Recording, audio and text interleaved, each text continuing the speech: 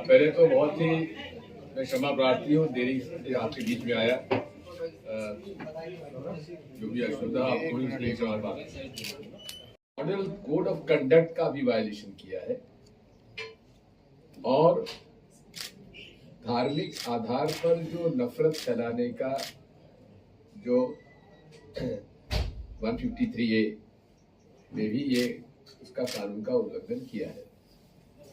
लेकिन माननीय चुनाव आयोग जो कि निष्पक्षता से काम करना चाहिए, यदि आप देखेंगे तो वे चुप्पी साध के बैठ जाते हैं।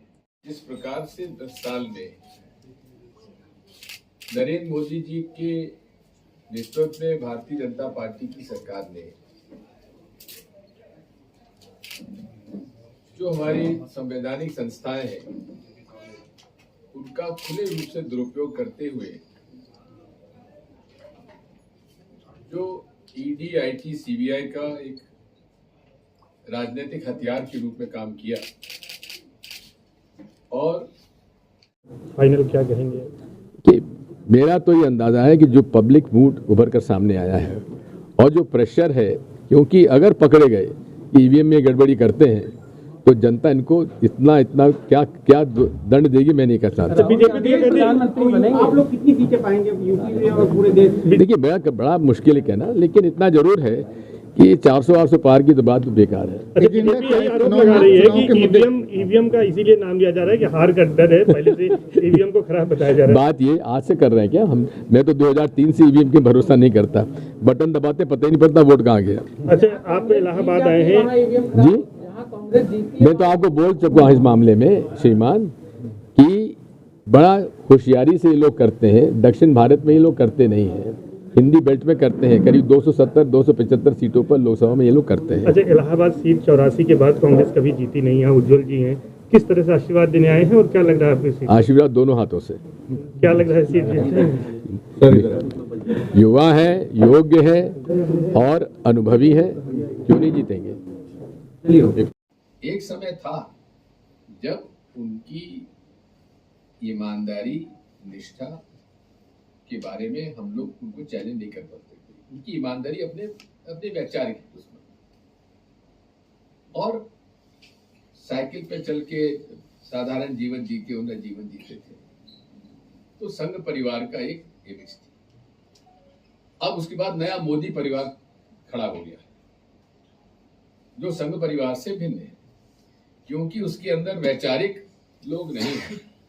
उसमें वो लोग हैं जो भ्रष्टाचार के आरोप में आरोपी थे। होने के बाद उन्होंने मोदी जी के सामने घुटने टेक कर वो पद हासिल कर लिए, चाहे हेमंत बिस्वा शर्मा हो, चाहे अजीत दादा पवार हो, ऐसे अनेक लोग हैं। दावा कर रही है कि 400 पार, क्या बदलाव होगा या 400 पार होगा? निश्चित तौर पे बदलाव होगा, क्योंकि हवा आज हवा मोदी जी के पक्ष में नहीं है, क्योंकि मोदी जी के जो बराबर झूठ बोलने के प्रमाण आते जा रहे हैं जनता के सामने, और महंगाई बढ़ती जा रही है, बेरोजगारी बढ़ती जा रही है, उस पर मोदी जी बात ही नहीं करते। कोई भी उनका ऐसा वादा नहीं जो पूरा उन्होंने किया हो। इसलिए लोगों में इस बात की पूरी सुगबुगाहट है कि अब इस बार एनडीए सरकार नहीं बन पाएगी। अगर आप जैसा कह रहे हैं, अगर आपकी इंडिया गठबंधन सरकार बनती तो प्रधानमंत्री कौन होगा? ये तो तय करेंगे, जैसे पिछली बार 2004 में किया गया था। डॉक्टर मनमोहन सिंह जी डिक्लेयर तो पहले नहीं हुए थे ना, हो जाएगा। अच्छा, यूपी की 2 जो लोकसभा सीटें हैं महत्वपूर्ण है, गांधी परिवार से हैं, उसमें से अमेठी और रायबरेली को लेकर एक बार फिर से कहा जा रहा है कि राहुल गांधी जो है यहाँ से नहीं जीतेंगे और बीजेपी दावा कर रही है। देखिए, बात यह है, रायबरेली सोनिया जी जीतती आ रही है और पिछले चुनाव में भी वो जीते थे। अमेठी भी राहुल गांधी जी जीतते, लेकिन अब रायबरेली में तो मैं समझता हूं कि बड़ी आसानी से जीत जाएंगे। अमेठी भी जीत सकते हैं। चुनाव से पहले जब इंडिया गठबंधन की बैठक होती थी जी, ऐसी कौन सी वो बात बोल देते हैं कि जनता विश्वास करती है? अरे बैलेट पेपर चुनाव करा लें, पता पड़ जाएगा। अब मध्य प्रदेश को मैं आपको बताता हूँ, मध्य प्रदेश के विधानसभा इलेक्शन में जो पोस्टल बैलेट डले, पोस्टल बैलेट में सरकारी कर्मचारी, अधिकारी, सेना के अधिकारी, सेंट्रल सर्विस के अधिकारी, विकलांग, दिव्यांग और 80 साल की उम्र के बड़े लोग, हम लोग 230 सीट में से 199 सीट पे लीड करा हमने पोस्टल बैलेट में, और मशीन आई तो हम 66 पे समेट के रह गए। चयन जो है हम लोग सिलेक्शन, लीडर का सिलेक्शन हम लोग आफ्टर इलेक्शन करेंगे। भूपेश बघेल जी रायबरेली में बयान दे रहे हैं कि राहुल गांधी प्रधानमंत्री चुनेगी रायबरेली की जनता, क्या मतलब है इसका? देखिए, भूपेश बघेल जी अगर उन्होंने कहा तो उनसे पूछिए। वैसे तो मैं समझता हूँ कि जैसे कि 2004 में हुआ था, 2004 में डॉक्टर मनमोहन सिंह जी का चयन जितने भी हमारे यूपीए सरकार के यूपीए अलायंस के थे, तो उसमें प्रोग्रेसिव अलायंस की हमारी जो गठबंधन था, उन्होंने डॉक्टर मनमोहन सिंह जी को तय किया, क्योंकि हमारी single largest party Congress party थी उस समय, तो सभी ने उनको स्वीकार कर लिया और वे बड़े सफल प्रधानमंत्री साबित हुए। प्रधानमंत्री जी ने कहा है कि मैं हिंदू मुसलमान नहीं करता हूँ। ये हंसने लायक मजाक है कि नहीं है? उन्होंने जीवन में इसके अलावा कुछ किया है क्या? भूपेश बघेल जी के बयान से जो एलाइज पार्टनर आपके हैं वो नाराज हैं, वो नाइतफाकी जता रहे हैं कि चुनाव के बीच मेरे से बात नहीं की। अच्छा, आप यूपी में हैं, यूपी में 22 जनवरी को अयोध्या मंदिर का लोकार्पण हुआ, प्राण प्रतिष्ठा हुई है, इसका कोई फर्क दिख रहा है आपको? आप आज इलाहाबाद में हम लोग बैठे हैं, यहाँ पंडितों की कोई कमी नहीं है, ज्ञानियों की कोई कमी नहीं है, सनातन धर्म के ज्ञाताओं की कमी नहीं है। कभी भी अपूर्ण मंदिर में प्राण प्रतिष्ठा होती है क्या? एक। नंबर 2, जब प्राण प्रतिष्ठा होती है तो यजमान जोड़े से बैठता है, क्या उसका पालन दोनों का हुआ क्या? अच्छा, ये बताइए, जोड़ा नहीं होगा तो पूजा नहीं होगी क्या? नहीं, जोड़ा नहीं होगा तो जोड़ा यजमान ऐसा बनेगा जो जिसका जोड़ा होगा। ईवीएम पर आप सवाल उठा रहे हैं। केजरीवाल जी ने अभी बयान दिया है कि चुनाव के बाद नरेंद्र मोदी नहीं बल्कि अमित शाह प्रधानमंत्री बनेंगे, तो क्या विपक्ष ने हार मान ली? केजरीवाल जी के बयान पर मुझसे टिप्पणी क्यों मांगते हैं? ईवीएम पर सवाल उठाया फिर से आपने, क्या लगता है? मैं तो 2003 आयोग पे सवाल उठा दिए।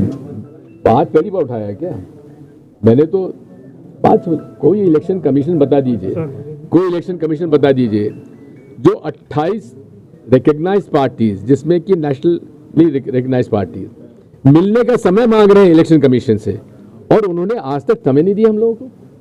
लेकिन इसको क्या मांगे हम लोग? ईवीएम के मुद्दे पर सुप्रीम कोर्ट को विपक्ष क्यों नहीं समझा पा रहा है? समझाया है, समझाया, कुछ हद तक समझ में आई है, और सिंबल लोडिंग यूनिट को उन्होंने जो इलेक्शन पिटीशन की तारीख पूरी होने तक रखने का आदेश दिया है, उसमें बहुत बड़ा निर्णय है उनका। ये 2000 आने वाले थे, भाजपा में चले गए, जाने के बाद तो असम के मुख्यमंत्री बन गए भाजपा के। इसी प्रकार अजीत दादा पवार का भोपाल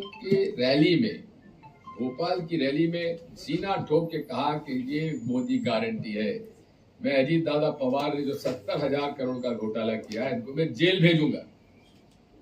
3 दिन बाद पता पड़ा कि अजीत दादा पवार चले गए एनसीपी का को तोड़ के उनके साथ, और उसी विभाग के उनका जिस विभाग में 70,000 करोड़ का घोटाला था, उसी परिवार को उसी में दे दिया गया विभाग, और वे डिप्टी चीफ मिनिस्टर बन गए। नहीं, इसमें मैं भविष्य में करने का आदी नहीं हूँ, लेकिन इतना जरूर मालूम है कि माहौल बदल रहा है और बदलाव का एक अंडर करंट है। एक सवाल ये है कि आपने कहा कि 153 का वायलेशन जो है वो लगातार किया जा रहा है, कौन लोग कर रहे हैं? बीजेपी के लीडर, प्रधानमंत्री, गृह मंत्री सारे कर रहे हैं। इसके पीछे की मंशा क्या है? मंशा है हिंदू मुसलमान को बांट कर इस देश को राज करना। आपने ईवीएम पर भी सवाल खड़े किए। जी हाँ, मैंने आज से नहीं 2003 से खड़ा कर रहा हूँ। राहुल गांधी जी संविधान खत्म करना चाहती है। निश्चित तौर पे 400 पार का मतलब क्या है? प्रधानमंत्री उम्मीदवार कौन है? जी, प्रधानमंत्री उम्मीदवार इंडिया अलायंस का कौन है इस समय? हम लोग अगर बहुमत मिलता है तो तय करेंगे। एक आखिरी सवाल ये है कि केजरीवाल जी लगातार कह रहे हैं कि गृह मंत्री अमित शाह को प्रधानमंत्री बनाना चाहते हैं, यही वजह से 400 पार। भाई, अमित शाह जी को बनाना है, किसको नहीं बनाना है, तो अरविंद केजरीवाल जी जाने, मुझे जानकारी नहीं है। अच्छा, योगी जी को हटाने की भी बातें चल रही हैं कि 3 महीने बाद जब इलेक्शन खत्म होगा तो 3 महीने बाद। देखो, योगी जी की पर्सनैलिटी वो पर्सनैलिटी नहीं है जो शिवराज सिंह चौहान या वसुंधरा राजे सिंधिया की हो। हटाना मुश्किल होगा बीजेपी को, मुझे लगता है। आरएसएस को भी आप क्योंकि मूल बात यह है कि महंत आदित्यनाथ जी कभी भाजपा के मेंबर नहीं रहे हैं, उनकी अलग से पार्टी चलती थी। एक सवाल आपने ये कहा उठाया कि मोदी परिवार और आरएसएस में फर्क है। आपको नहीं लगता संघ परिवार और मोदी परिवार में फर्क नहीं है क्या? मोदी परिवार भ्रष्टाचारियों का ही परिवार है, संघ के बारे में हम नहीं कह सकते ये। संघ कैसे देखते हैं संघ को आप?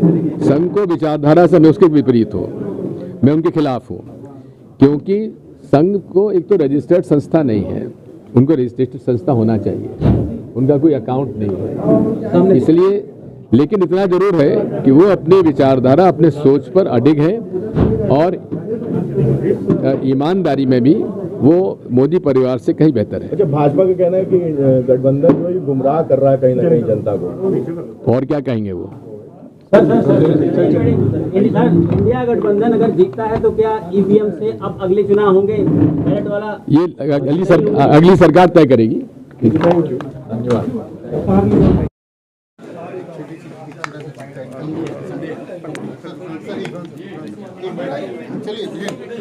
टीटी कर लो, सिंगल को टीटी कर लो। हमारे साथ कांग्रेस से बात करने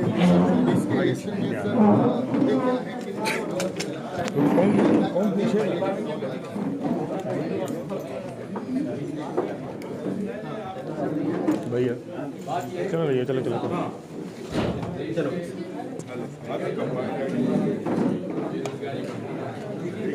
चलो चलो चलो चलो, नहीं हाउसफुल हो जाएगी। नरेंद्र मोदी जी, मुझे 50 साल हो गए राजनीति में, मैंने इससे ज्यादा झूठ बोलने वाला राजनीतिक व्यक्ति नहीं देखा। कितना झूठ बोलेंगे, हद कर दी। हाँ, वादे हम लोग करते हैं, हम लोग कुछ अपनी बात कहते हैं, कुछ पूरा होता, कुछ पूरा नहीं हो पाता है, लेकिन लगातार किस प्रकार से झूठ बोल रहे हैं। अब वाराणसी में उन्होंने आंखों में आंसू दबदबा कर उन्होंने